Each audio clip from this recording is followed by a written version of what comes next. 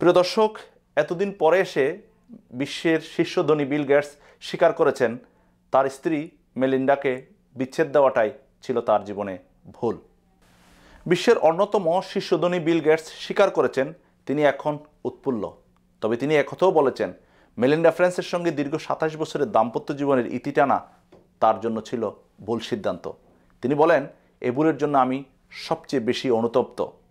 বিচ্ছেদের পর অন্তত ২ বছর বিষয়টি আমাকে ও মেলিন্ডাকে পীড়া দিয়েছিল।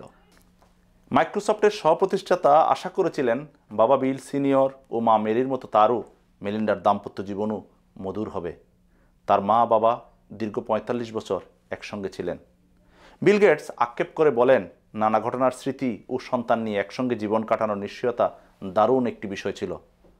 মানবহিত সেই মার্কিন নাগরিক আরও বলেন, বিচ্ছেদের ঘটনাটি তিনি সারা জীবনের ব্যর্থতার তালিকার শীর্ষে রাখবেন।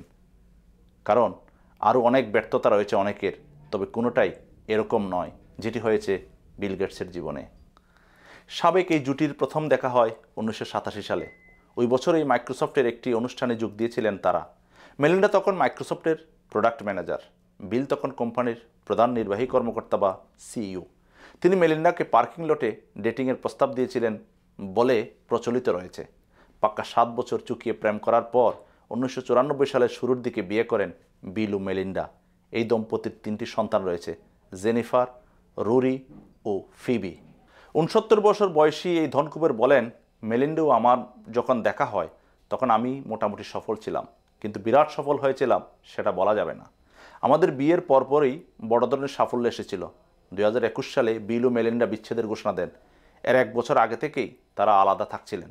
বিচ্ছেদের ঘোষণার দিন তারা বলেন, জীবনের পরের ধাপে দম্পতি হিসেবে আর তারা একসঙ্গে থাকতে পারবেন না।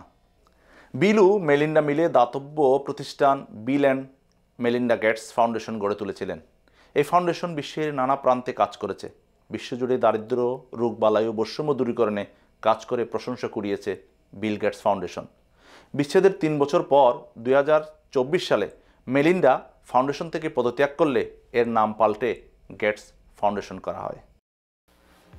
দর্শক, ভীষণ ভালো থাকবেন। এ ধরনের গুরুত্বপূর্ণ তথ্য এবং ভিডিও পেতে আমার চ্যানেলটি লাইক, সাবস্ক্রাইব এবং শেয়ার দিন।